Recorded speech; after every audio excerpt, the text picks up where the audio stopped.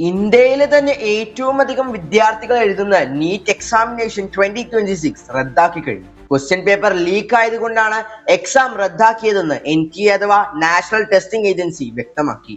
ഇതുമായി ബന്ധപ്പെട്ട ഇൻവെസ്റ്റിഗേഷൻ CBIക്ക് കൈമാറാനാണ് കേന്ദ്ര സർക്കാർ തീരുമാനിച്ചിരിക്കുന്നത്. ന്യൂ എക്സാമിനേഷൻ ഡേറ്റുകൾ ഇതുവരെ സൈറ്റിൽ പബ്ലിഷ് ചെയ്തിട്ടില്ല.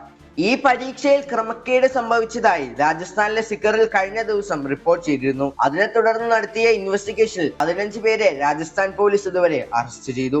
ഇതിന്റെ മുഖ്യ സൂത്രധാരനായ മനീഷ് എന്ന വ്യക്തിയെ ജയ്പൂരിൽ നിന്നും കസ്റ്റഡിയിലെടുത്തു. എന്നാൽ ഈ ലീക്കായ ക്വസ്റ്റ്യൻ പേപ്പറിൽ ഓൾമോസ്റ്റ് 600 മാർക്ക് വരുന്ന ക്വസ്റ്റ്യൻസ് ഉണ്ടായിരുന്നു. ഇത് ക്രിയേറ്റ് ചെയ്തത് കേരളത്തിലെ ഒരു വിദ്യാർത്ഥിയാണ്. ആ വിദ്യാർത്ഥി രാജസ്ഥാനിലെ ഫ്രണ്ടിന് ഏകദേശം 5 ലക്ഷം രൂപയ്ക്കാണ് ഇത് അയച്ചു കൊടുത്തിട്ടുള്ളത്. 2024 അതേ സെയിം ഇൻസിഡന്റ് 2 ഇയേഴ്സിന് ശേഷം ഇപ്പോഴും നീറ്റ് പരീക്ഷയിൽ വന്നിരിക്കുന്നു. ഇതിനെ തുടർന്ന് പ്രതിപക്ഷം ഇതിനോടകം വലിയ വിമർശനങ്ങളാണ് കേന്ദ്ര സർക്കാരിനെതിരെ ഉന്നയിച്ചിട്ടുള്ളത്.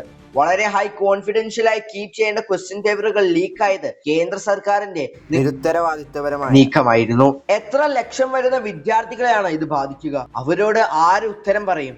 NTA എന്ന നാഷണൽ ടെസ്റ്റിംഗ് ഏജൻസിയുടെ നിരുത്തരവാദിത്തപരമായ നീക്കങ്ങൾ കൊണ്ടാണ് ഈ വർഷവും ഇങ്ങനെ സംഭവിച്ചതെന്ന് റിപ്പോർട്ടുകൾ സൂചിപ്പിക്കുന്നു.